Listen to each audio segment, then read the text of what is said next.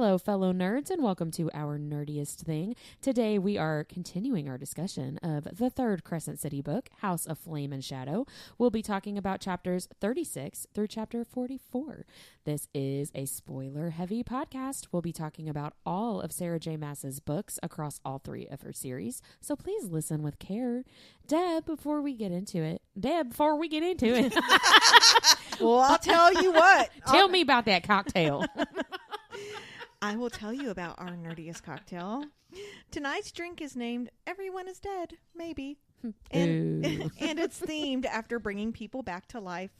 This drink pairs well with First Light Potions, Necromancy, and singing Bring Me to Life by Evanescence. Wake me up inside. Because I kept getting that song stuck in my head. It may cause not everyone to come back quite the way they were before. Or in the words of Dean Winchester, what's dead supposed to stay dead? Sam. So it's really, really good. It's It is tequila, good. lime Delicious. juice, pomegranate juice. And the recipe is on ournerdiestthing.com or on Instagram at ournerdiestthing if you want to go check it out. Thank you so much. It's so fucking good. It really is. I was going to say, thank you for making it. Yeah, it's very citrusy and summery. I was just about to say, it's a great summery cocktail. So, Mindy, now it is time for the nerdy and dirty recap. Actually, let me say something. I have a clarification first. Yes. So last episode, we were talking about, and one of my questions was something about how did the Autumn King know that Bryce was on another planet? And we kind of decided that he didn't. But I went back and I looked because I was like, I really thought there was something that he said. And he did. He said, I was informed you were no longer on this planet. So somebody is feeding. Well, the Asteri knew she wasn't. So he's either getting it. Well, Do they know he's getting it from the Asteri? All right. No, wait. Do they know she's on another planet? They know she disappeared. They know she's not on that plane of existence. Yeah. I mean, yeah, but Regulus watched her go through a portal. But they know what that portal means. Oh, too, they do know that portal. They have traveled. So then maybe before. that's weird. But he said he was informed. So I'm like, ooh, who's this informant? Because I guess it was she the said, Asteri. because Regulus told him Bryce has chosen to vacate Midgard. I thought that was just a ruse. Or it's something for him to say to Maybe. But But it was also true. They lied. True. It was also the truth. But well, the wheel has spoken. Yes. The wheel of names. And whose name did it speak? Mine. So I'm Mindy, so glad it's not me. Yeah, Mindy has 30 seconds to Okay, tell hang on. us what happened in this section. For time purposes, I'm just going to refer to the Autumn King as Dickhead. Because Okay. it doesn't take as long to say. Almost exactly big D. the same amount of time, but that's okay. Are you ready? Yes. And go. Jesiba agrees to hook Ithan up with a necromancer. Dickhead tells Bryce that she can banish the Asteri with a portal to nowhere, but neither knows how to do that. Lydia is alive, barely, and Rude won't leave her side. Jesiba was a human priestess in Parthos, cursed by Apollyon to be immortal. Bryce dupes Dickhead, trapping him in his own home after she got the info she needed, which she had planned from the start.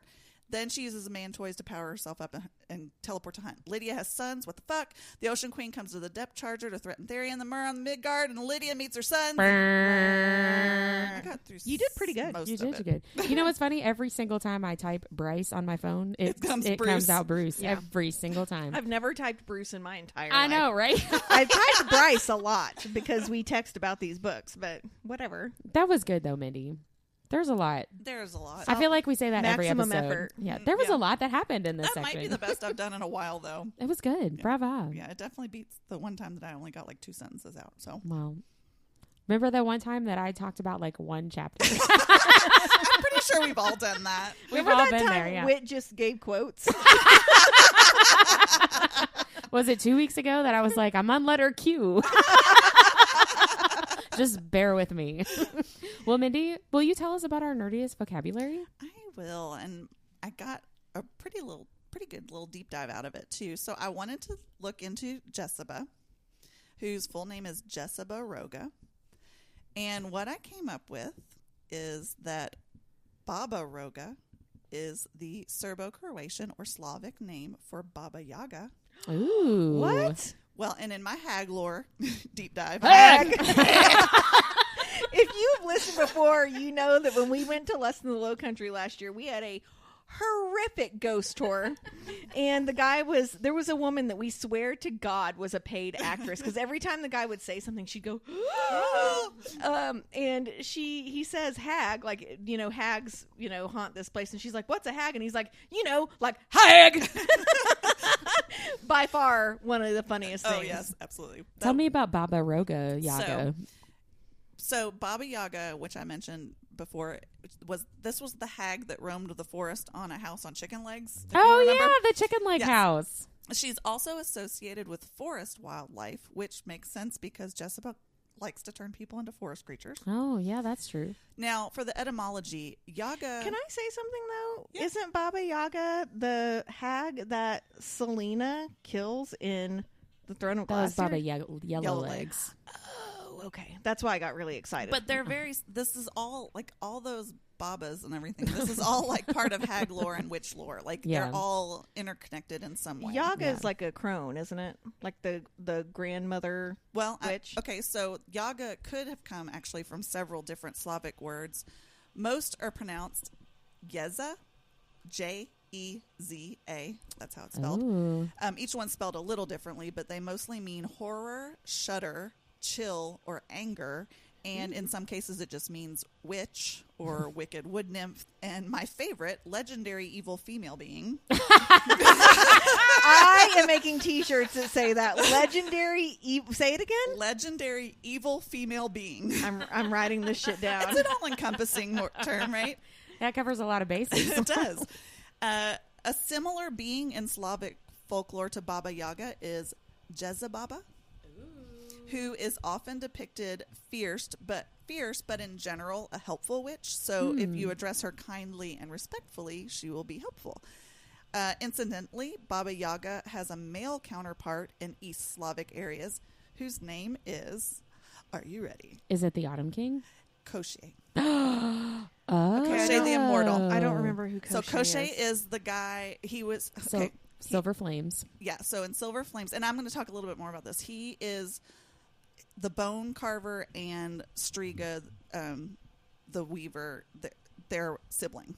Okay. And he's the one, and does he live in the lake? He is by a lake, and he kidnaps and keeps captive all these different women. And one of them is the 6th human queen that they said was sick, but she's the firebird at night and the firebird during day, woman at night. There's one or the a lot other. of characters in that book. I know. But Koshchei's the one who helps Bryolin use the crown to trick Cassian and try to get him to kill Nesta. Remember when I talked about that a couple weeks ago?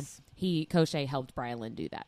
Okay. So get ready to prepare to have your mind blown again. Hold on to your butts. Hold on to your butts. His name is actually derived from the word for bone, and he is said to be able to die and be reborn. The Weaver, like we said, is the sister to Koshchei, also called Striga. So maybe Jesiba is the Weaver. The Weaver? Or Striga. Okay, let's think about it. She collects and sells antiquities, and the Weaver or Striga keeps a house full of old trinkets and treasures. That's true. The Archesian amulet, which Jesiba seems to have several of, is... Let me pull one of those out again real quick. Is a symbol of 3 overlapping circles. And so is the pattern that the bone carver makes in the sand when he's talking about his siblings. Ooh, interesting. You look so smug right now. I am super proud of myself. That's a really awesome. great connection. I love when I start nice. diving into etymologies and stuff when this shit comes up. It's so satisfying.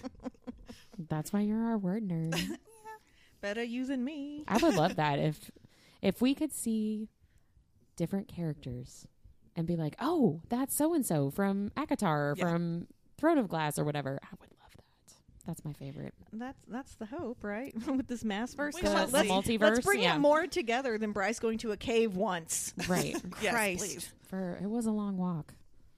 Miles and miles and miles. The longest walk in the history of Prithian.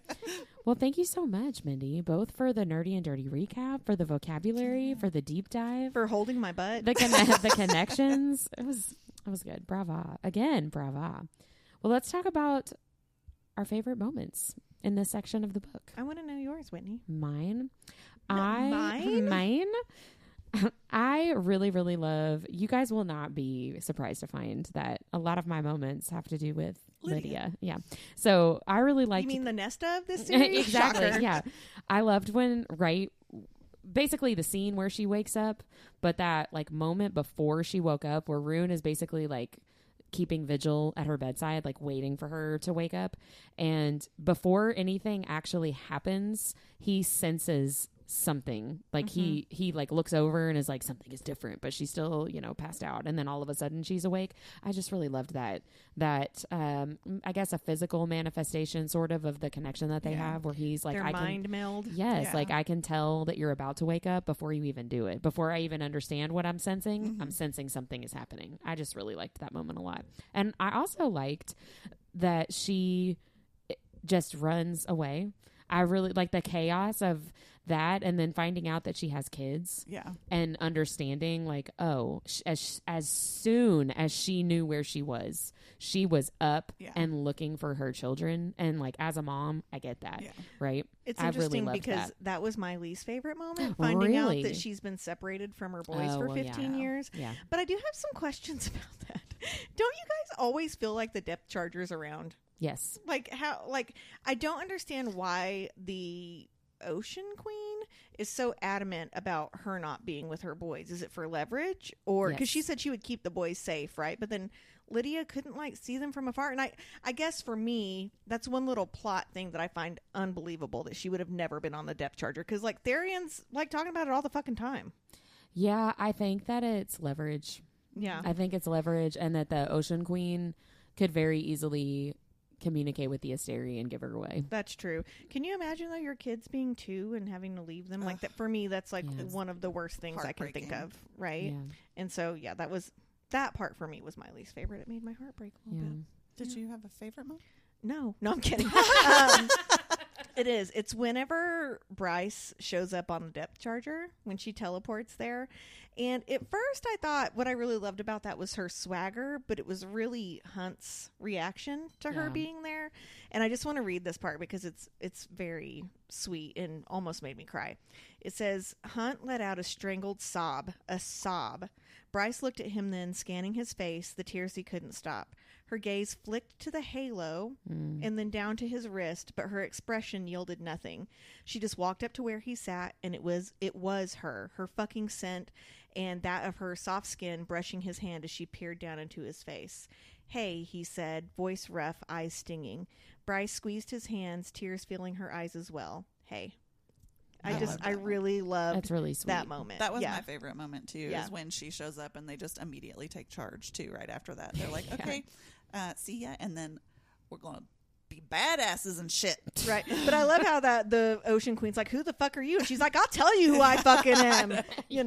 But that you almost, because she walks in with all that swagger, you almost miss that moment between her and Hunt if you're not reading carefully. Yeah. I had one other favorite little moment, and it was when Ethan's fighting with the book that he's trying to like catalog and he flips it off. Yeah, it reminded me of Harry Potter. Me too. Exactly. Yes, the magical creature book. Yep. Yeah, 100%. It reminded me of that too. Mindy, what was your least favorite moment? My least favorite moment, well, one is the realization that Avalon suppressed their women and still do, so that they could never rule. Awesome. Systemic misogyny. Cool.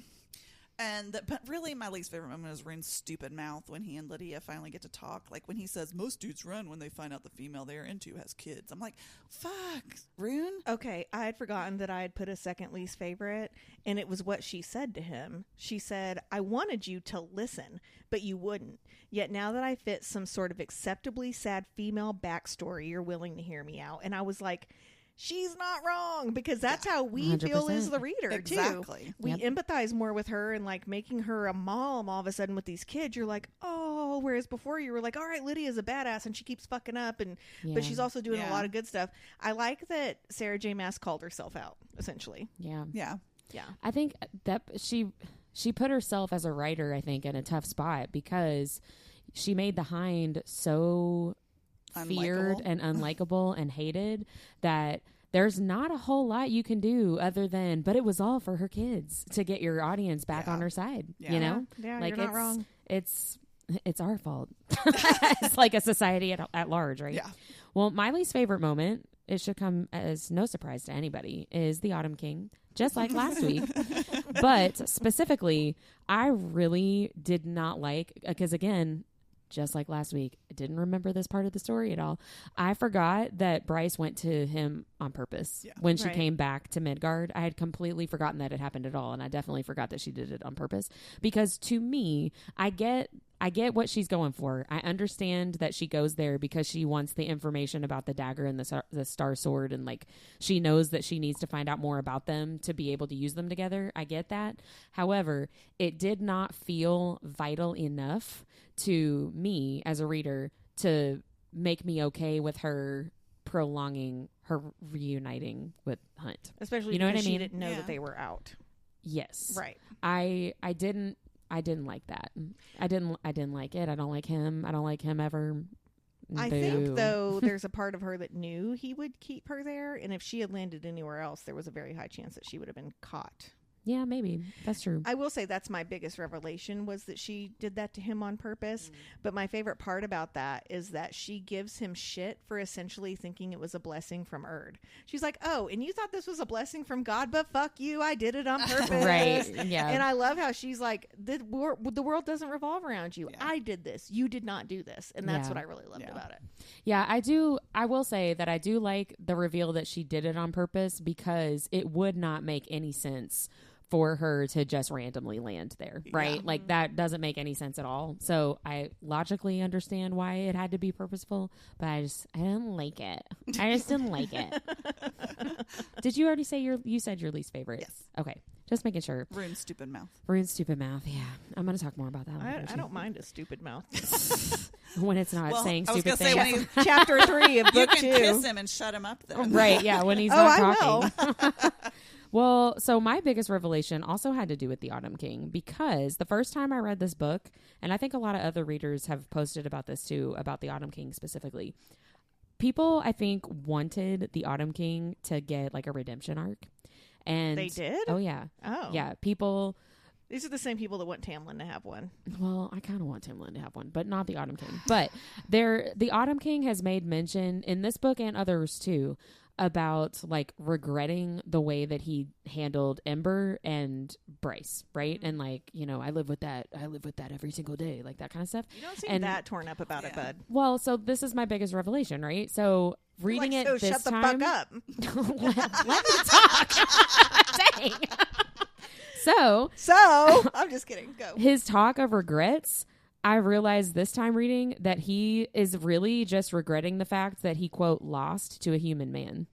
It doesn't have anything to, I don't think it has anything to do with Ember. I don't think it has anything to do with Bryce. I think it has to do with his beliefs that he's better than a human because he's Fae. That's a good point. And because he's a powerful Fae and like the leader of the Fae.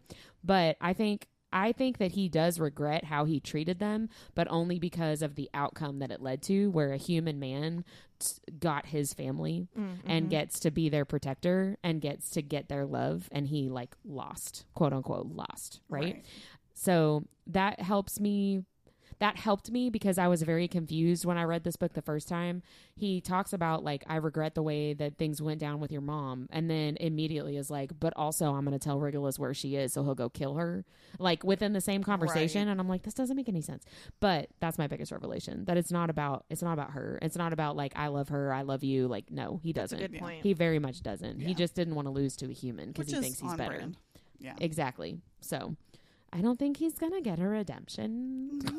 I think that I hope not. Well, I feel like if he was gonna, it would have been here, right? Like, sure, it would have been here with Bryce suddenly appearing in front of him. I have this opportunity to help my child. I can help her, help my other kid. That would have been the redemption. Well, because also there's clues that he wants to bring down the Asteri. So why isn't he doesn't want to believe that Bryce is more powerful than him, so he refuses to use her as a, I mean, I would say comrade's the wrong word. What's the word I'm looking for? Ally, not a comrade. I mean, that's kind of the same thing. Our drinks are strong. Leave me alone. Maybe if they were in Russia. You don't know where they are?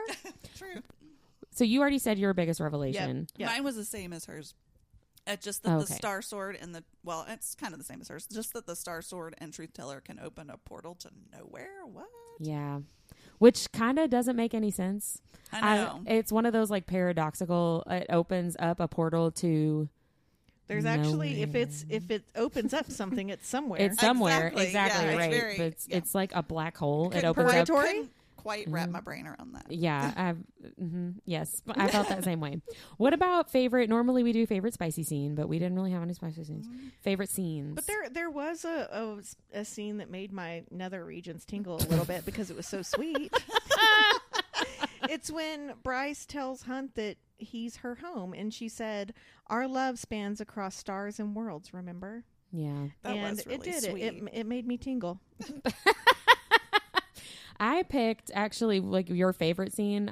Your favorite moment. That was my favorite spicy scene or favorite scene when Hunt cries when he sees Bryce and that like she's okay. And I just really loved his vulnerability that he just can't he can't keep it together to pretend to be the Umbra Mortis in that moment. That it's like his mate is there and he's just so happy to see her and see her be okay. I really like that. Yours are so sweet. What's yours? What was yours? Mine. Was it something sexy? No, it's but it's about your favorite, Lydia. I guess this is my Rune bashing episode because I put that when Lydia tells Rune he doesn't deserve to hear her story. She put him in his place. On our Tuesday story, you had a problem with my man. Today you have a problem with my man. What's happening? I just want to be horny in peace. Look, I didn't say he was unattractive or not sexy because I 100% believe that. But I just feel like that he is being an asshole right now. He is. And he's going to come out of it. I know he is. Nobody's perfect. I have hope. Like I said, I don't really need him to talk. Right. What about your chapter MVP? Who'd you guys pick? Who was yours, Whitney? Not Lydia, but Lydia adjacent.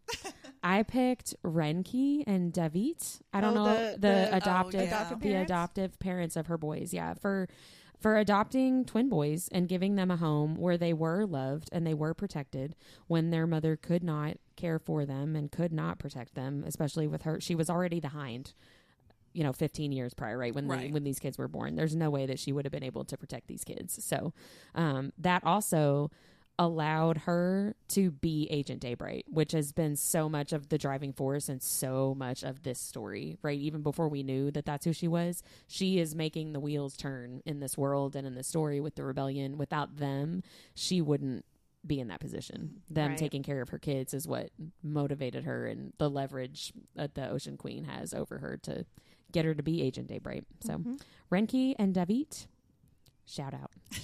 You're the real MVPs. Who'd you guys pick?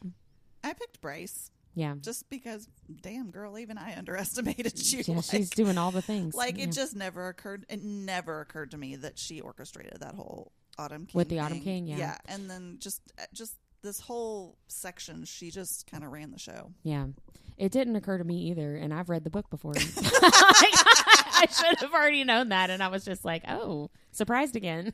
Mine is also Bryce, but for a different reason. In that same scene where she's like kind of walking all over the Autumn King, it's when he's telling her she wants to go to Avalon, and he's telling her that females aren't allowed beyond the lobby of the archives, right? And she says, yeah, our periods would probably get all over the books. Yeah, and I enjoyed that he too. essentially tells her that she's an uncouth ass, right? Yeah. And luckily she's not marrying Cormac. And then she said, it said, oh, your coarseness wouldn't have been tolerated well in Avalon. And she says, oh, they'd warm up to me once they saw me swinging around the Star Sword and remembered who and what I am. Yeah. And I was like, okay, first of all, you made him uncomfortable talking about your period. Yeah. And then you swung your big old dick around, like literally. Yeah. And I loved it so much. Yeah, because the Autumn King is very much like Pollux, where earlier in the book we talked about Lydia hides things in her tampons because she knows he'll never look. Like the Autumn King is that exact same type of person. Let's be honest, men in our world, tampons make them nervous. You guys, they are cotton balls in a different shape. Seriously. Fucking get over it. Cylinder cotton balls with little string attached. Yeah. If you're feeling sassy. You want if you're real nervous by that, look at a Diva cup. So Oh man. They would just pass straight out. yeah, they would. Yep. Who did you guys pick for your favorite secondary character? Mindy, who's yours? Mine's Jesiba.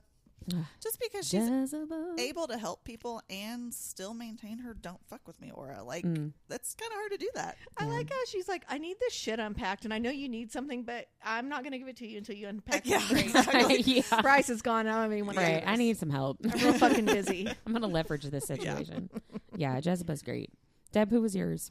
Mine was Ithan, and it was for the same reason that you said earlier. One of you talked about the sentient books in the library. Like, she talks about how they kind of start getting minds of their own, and she has to have words. But then that one in particular, he's like literally fucking fighting to get it back on the shelf, and I think that is so funny. Yeah. But speaking of Ithan, I did want to do a little bit of a deep dive, because in this section, he is trying to get her to raise the prime. Sigrid. The prime. Sigrid, is that how you pronounce it? So he has, as you know from previous episodes and previous chapters, he literally fucking punched through Sigrid's neck and like decapitated her, essentially. Accidentally. He only meant to punch her shoulder. Right, yeah. It wouldn't have gone through her shoulder, apparently. Right. But he is feeling really, really awful about this, right? Yeah. And he is convinced that he can bring her back from the dead. So I wanted to learn more about necromancy and what it means, because you hear this term all the time in like geek lore, right? Yeah. So the first thing I learned is that SJM is making us believe here that necromancy is used to raise someone from the dead, when actually, according to dictionary.com, necromancy is the practice of communicating with the dead, especially in order to predict the future. So that makes me wonder what's going to happen next. Spoiler alert, I know, but I'm going to act like I don't. Since I'm assuming that SJM is being meaningfully deceptive here, right? She doesn't make mistakes like that. She wouldn't just be like, well, we're going to call it necromancy, and it's raising people from the dead, right? Right. So what is necromancy? And I got a little bit into Mindy's wheelhouse because I did find some etymology behind it. So the name necromancy comes from the Greek word nekros or nekros, meaning the dead, in manteia, meaning prophecy, so dead prophecy. So necromancy is all about raising the dead and asking them to tell us the future. Necromancy is actually something in real life that was prevalent throughout antiquity, with records of its practice in ancient Egypt, Babylonia, Greece, Rome, and China. And many medieval writers saw the practice of necromancy as actually conjuring demons who took the appearance of spirits. So medieval practitioners believed they could accomplish three things with necromancy: will manipulation, illusions, and knowledge. So the first one, will manipulation, is where demons are summoned to either drive someone mad, make them love or hate someone, or to perform a malicious deed. Next, we have illusions, which involve reanimation of the dead, which is, I think, where we get this misconception that that's what necromancy is. But also, the illusions can be to conjure food, entertainment, or in some of these, a mode of transportation. Okay. And I need a wagon. Right. Those You could conjure one of those up. necromancers. Yeah. And number 3, knowledge. And this is used to have demons provide information or prophecies, like we've talked about. So how does necromancy work? The rituals of this practice are really quite complicated, involving magic circles, wands, talismans, and incantations. So circles are usually traced on the ground, though cloth and parchment were used sometimes. Objects, shapes, symbols, and letters may be drawn or placed within that circle, and they represent a mixture of Christian and occult ideas. Circles are, and we know this, and it's all gonna come back to you in a second, because you'll be like, oh, this is on a show. Circles are usually believed to empower and protect what is contained within, including protecting the necromancer from the conjured demons. What show is that? Supernatural. So someone did a lot of research on necromancy, and you're going to see more supernatural as I keep talking. So the necromancer might also wear the dead person's clothes and eat foods that symbolize decay, such as unleavened black bread and unfermented grape juice. Ew. Some necromancers even take it a bit far when they decide to take part in the mutilation and consumption of the corpse. No, thank you. Right. So the method of communicating with the demons is called conjuring, right? Which helps them enter the physical world. It usually takes a spell that has to be repeated in succession or repeated to different directions, like north, south, east, west, until the summoning is complete. There always has to be a payment for the summoning, which is, a sacrifice. Right, yeah. And though it may involve the flesh of a human being or animal, it could sometimes be as simple as offering us certain objects. Instructions for obtaining these items were usually super specific. The time, location, and method of gathering the items for sacrifice would play a really important role in the ritual. And these ceremonies, because when we see it on Supernatural, it's like they put some stuff in a circle and they light a match and then there's Crowley, right? But these ceremonies could carry on for hours, days, or even weeks leading up to the eventual summoning of the spirits. So, as you can imagine, some bad shit usually happens when you try to speak to the dead, including invoking evil spirits. Many cultures believe that what's dead is meant to stay dead. Like I said earlier with Dean, what's dead is supposed to stay dead, Sam. Yeah. And attempting to raise the dead is a violation of the natural order of things. This can lead to negative consequences like curses and hauntings. Yeah. And then physical harm, obviously. Necromancy is often associated with rituals that involve the use of dangerous chemicals. I mean, they're fucking eating people. And the practitioners put themselves at risk of harm while performing the rituals. And then obviously there's psychological harm that goes into the person that's doing the summoning. And finally, necromancy spells are often seen as another method of zombie creation. These spells involve summoning spirits and using them to control the dead. So it makes me wonder what Ithan is going to wake up. It's like Ithan is playing with some bad juju. Yeah, he is. So I love how Sarah J. Maas has taken us away from that and made us think, oh, it's raising the dead. And that's not really what necromancy is. It's summoning demons and, Whitney just almost knocked over the podcasting studio. She got really nervous talking about summoning demons. I thought she actually summoned one. But yeah, really necromancy is the practice of summoning demons to get prophecies, essentially. There's a lot of that, what you were describing in Lee Bardugo's Ninth House books. Oh, there sure is. They do a lot of conjuring in that book. Yeah. Well, and honestly, it's very similar to what Hypaxia does when they're trying to contact Connor. Right. In book 2. 100%. And they but it accidentally summon the Underking. But also it makes you wonder, like when she's summoning people, is it actually those people? Right. Yeah. It could be anyone taking that person's flesh and reanimating it. Yeah. So it kind of makes me believe nothing. I was just thinking when we found out Regulus was pretending to be Adis that time. Right. Yeah, you can't trust. How everybody needs like a Sarah safe J. word or Maas, something. we can't trust you with anything. Yeah. I'm into it. I'm here for the lies. Yeah. Yeah. So necromancy. That's a lot. Yeah. Well, don't do it. My favorite secondary character, I actually have 2 favorite secondary characters, and they're like a little bit more fun than that. Don't make me choke on Our Nerdiest Cocktail. So one of my favorite secondary characters was Lydia, for what you guys have already said. I wrote down toppling the patriarchy with Rune. The whole, I've tried to talk to you, but now that I've got the backstory, the sad female backstory, you'll listen. And she tells him that he doesn't deserve to hear her sob story. And I'm like, yes. That moment. I love it. It breaks my heart, but I love it. And just, I love Lydia, and I always will stand for life.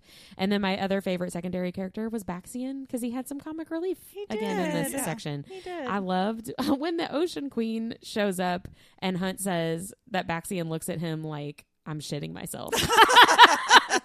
When she shows up, that made me laugh a lot. And I love when Bryce shows up and he tells her later, like, that was epic. It's like such a bro thing to say.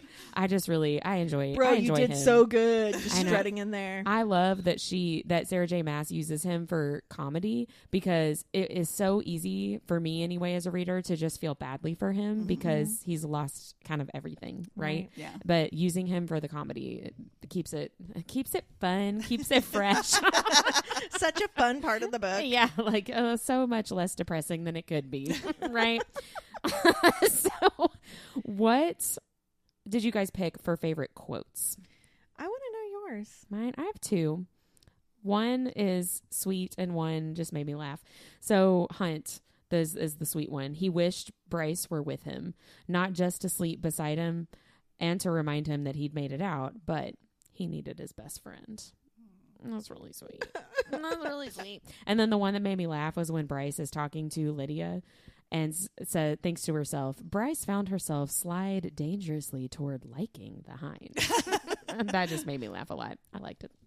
I like Sarah J. Maas. I like it a lot. She's a genius. She is. What were your all's favorite quotes? Go ahead, man. Mine, actually, I think it was Deb that already mentioned as part of one of her favorite scenes. It was when the quote is, "And for Bryce, home was and always would be Hunt." Maybe that was you. I can't remember. No, it was Deb. That's sweet. I'm really deep at saying quotes out loud. I'm really good.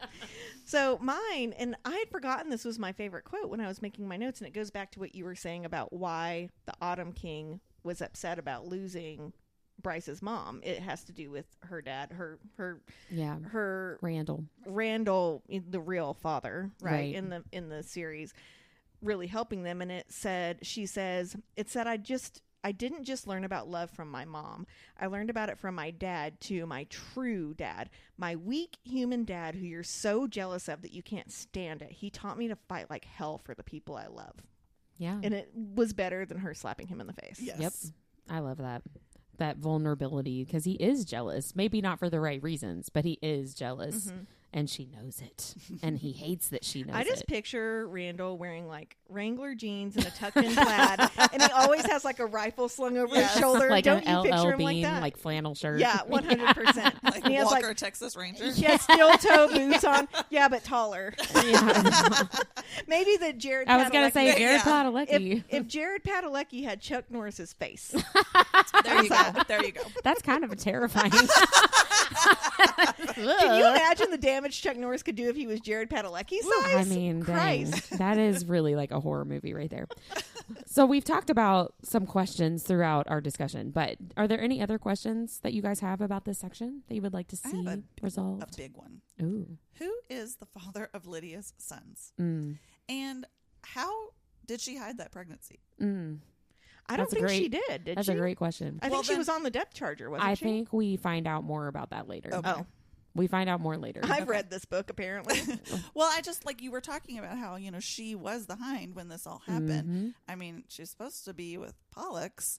Like, how did And she was pregnant with twins. I know that there is more discussion about that later. I don't think all of that information is really given. Do we find out who the father is? I think some keep reading. Minnie. Yeah, I know, keep reading. But I think to know this. you'll have a better understanding, but you'll also still have some questions. Okay. Well, so yay. Yeah. Much like that's how SJM rolls. Yeah. So I had a few more. So there is this connection with Avalon and its mist, and the prison and its mist being strongholds for the Starborn. So what did the Starborn leaders want to stronghold the Bone Quarter for if there's that mist? Good question, right? And then why have the Asteri left Avalon alone all this time? There's got to be something significant there, right? Mm-hmm. I'm under the assumption they can't get there. That's the rumor, is that they can't penetrate the mist. She said penetrate. Darren's been watching old Beavis and Butthead clips, so that's where my brain is. But I mean, so there, I don't know. There's got to be something significant there, and I'm sure it'll come up. I know. Just keep reading. Just keep reading. And then my other question is just, why didn't Ithan go straight to Hypaxia if he wanted a necromancer? He'd already asked her before. I don't know. Maybe he felt like she'd say no again. Maybe because it went so well the last Jesiba, time. Jesiba also can get shit done. True. Well, and I think House of Flame and Shadow is closest. Right? Like, I'm not sure that he would have known where Hypaxia even was. Oh, you know what I mean? That's true. So he's also not really thinking through everything. No, He he's punched not. through someone's neck. Which, let's keep saying that. That actually brings me to my deep dive, because I didn't talk about them in my answers for this week, but Tharion and Ithan are always in the forefront of my mind as I read this book, because they just keep doing stupid things. Dumb stuff. And so I started thinking about both of them are dealing with their life choices, right? To say the least. Yes. And one thing I noticed in this week's section is that Ithan in particular seems to just be avoiding his feelings of guilt and the feelings of shame that he has because of By this. trying to problem solve. Exactly. Yeah. Like, this is because of what happened with Sigrid. It wasn't intentional. It wasn't really his fault. He was manipulated into the situation of accidentally killing her, but he's trying to avoid the guilt and the shame that he feels because of it. And so I fussed at him last week for saying that, fussed at Ithan last week You're for so saying, cute. I fussed at I him. did, for saying that Tharion is running from the consequences of his actions. And I said that that wasn't really a fair thing for him to say. And now I'm even more like mad about that comment, because that is exactly what Ithan is doing by going to Flame and Shadow and asking to raise Sigurd from the dead. Like, all you're doing is avoiding the consequences of your actions, because the consequences of your actions here are the feelings of guilt and shame, right? Like, he's doing the exact same thing that he's hating on Tharion for, and it makes me really upset. So that was before he punched someone in the neck. That was after he punched somebody in the was? neck. Yeah. Oh, okay. He ran back to the House of Flame and Shadow to find somebody to help him raise her from the dead. And as he was doing that, it's like, well, Tharion can walk away from his consequences, but I can't. So, like, actually, you are. You literally are. Anyway. I'm pretty sure Tharion's also walking into his consequences at the same time. Exactly. Right. So all of that got me thinking about guilt and how it affects your thought process and the choices that you make. So I did a deep dive on guilt, and that brought me to something called guilt complex. So shout out, first of all, to verywellmind.com. Shout out to Very Well Mind. Yes. I'm eating chocolate. Because all of this info came from that website. So it's linked in the show notes, the specific article that I read, if you want to go check that out.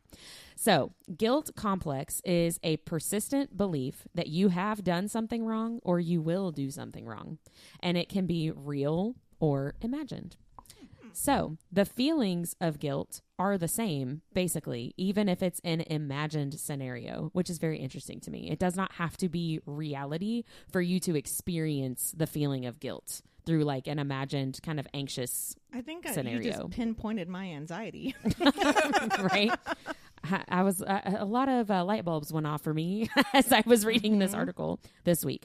So guilt complex, it's important to note, is not an official diagnosis, but it can be associated with other official diagnoses like obsessive compulsive disorder and post-traumatic stress disorder. So guilt complex in and of itself is not something you could go to a doctor and say, I think I have this, but it is associated with a lot of other things. So let's talk about the real versus imagined for just a second.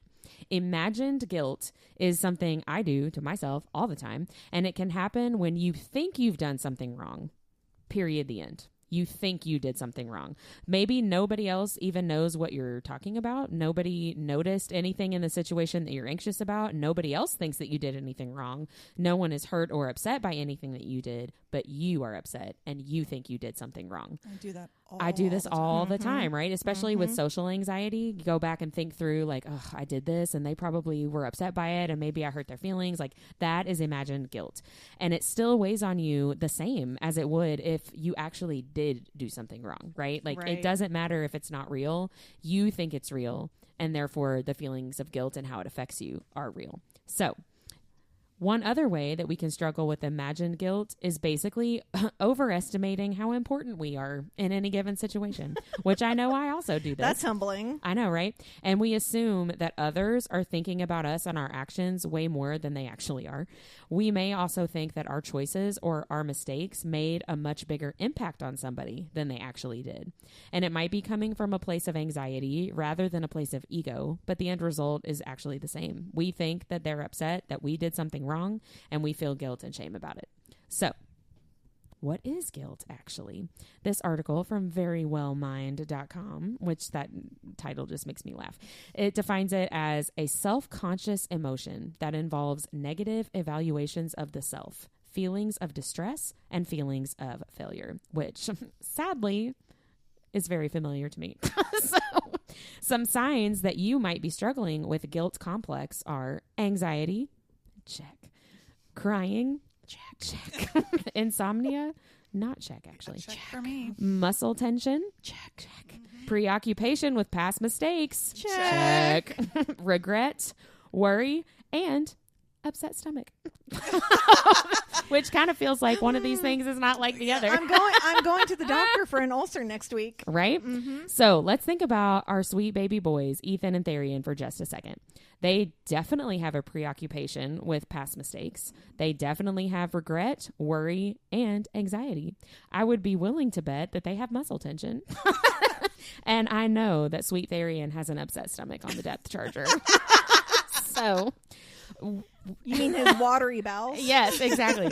We know that Ithan, at least, doesn't struggle with insomnia, at least right now, because Jesiba has to kick him awake when he's sleeping in her office. But Tharion, I would guess, is, maybe struggling to sleep. So I think we can safely say that these boys are dealing with some guilt complex.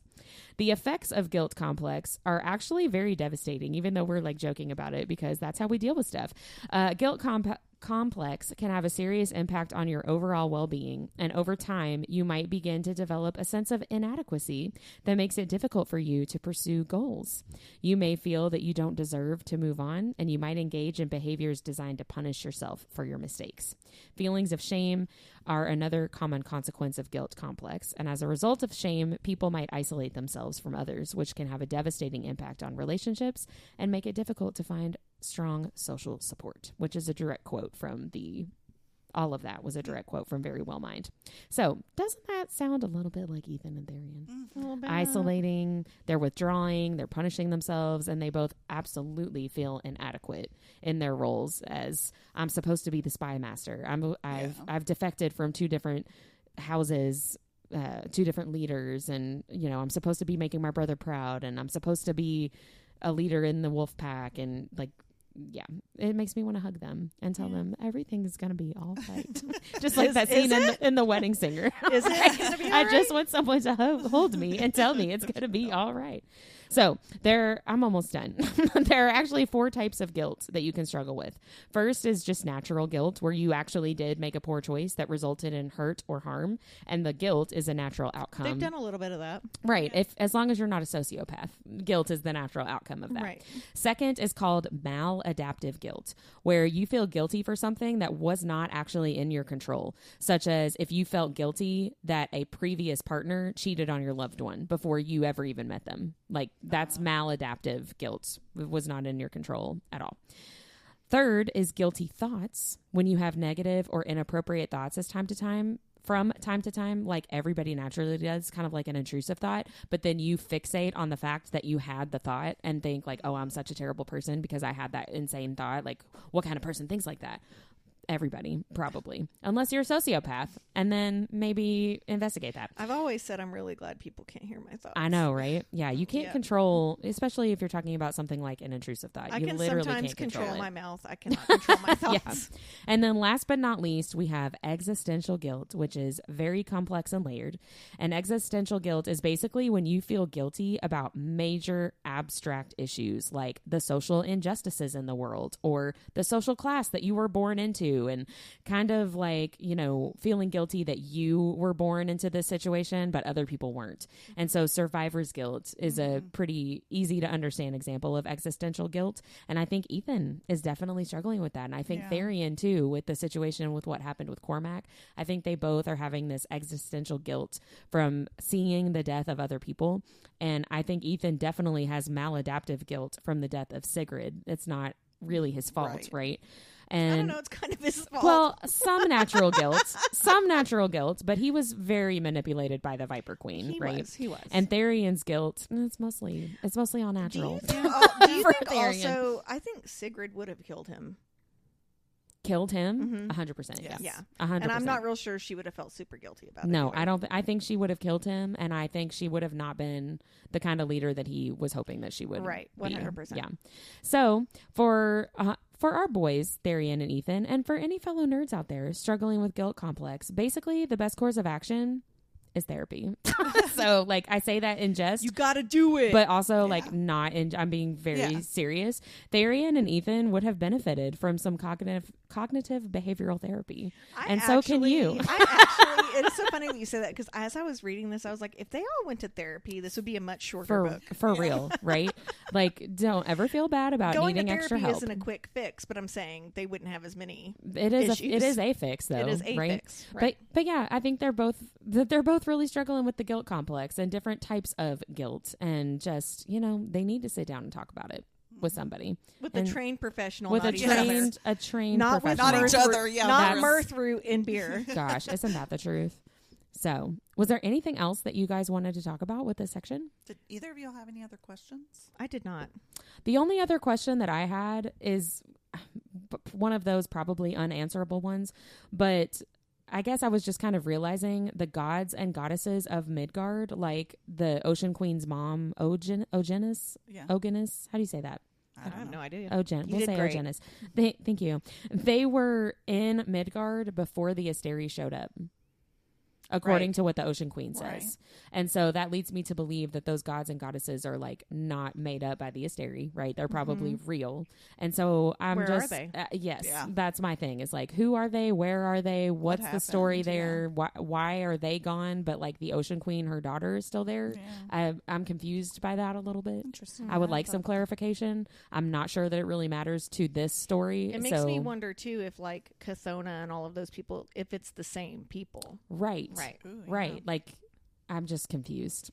It's like the Wizard in the Wizard of Oz. Well, don't Right. worry. Sarah J. Maas has been picked up for 7 more books by Bloomsbury. So Maybe one of them is a compendium. maybe in 21 years we'll know. Yeah, maybe. Whew.